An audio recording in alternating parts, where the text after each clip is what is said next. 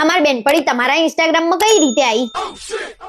કઈ રીતે એટલે અમે ઇન્સ્ટાગ્રામમાં એકબીજાને ફોલો કરીએ છીએ એ રીતે. એ તો મને દેખાય છે. બહુ ડાયા તમે. અને તમારે એના જોડે શું લેવા દેવા તો તમે રિક્વેસ્ટ એક્સેપ્ટ કરી? અરે મને એમ કહું નહીં કરું તો તને દુઃખ થશે એટલે મેં કરી.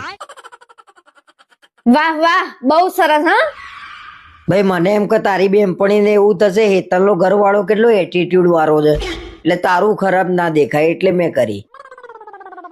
કઈ ખરાબ નહીં દેખાતું. તમારા જોડે લગ્ન કરે ને ત્યારે જેટલું ખરાબ દેખાવાનું હતું ને એટલું દેખાઈ ગયું છે.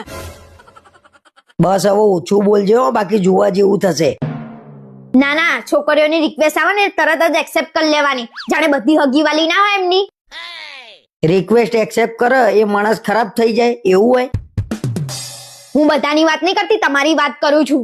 સી ખબર તમારા મગજમાં શું ચાલતું હોય છે. રાતે ઊંઘમાં બબડ બબડ કરતા હોવ છો. એટલે આ તો નવું આવ્યું પાછું. લોચા ના વાગે કોક દિવસ ધ્યાન રાખવું પડશે.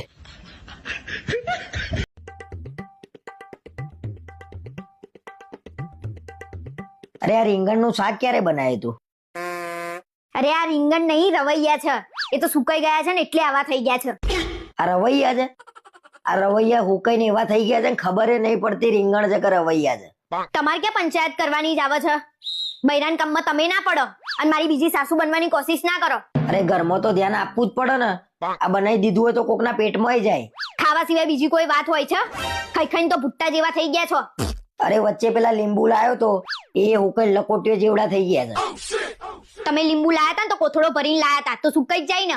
અને લીંબુ રવૈયાની ક્યાં વાત કરો છો? ગાજર ને બાજર બધું ઉકાઈ ગયું છે.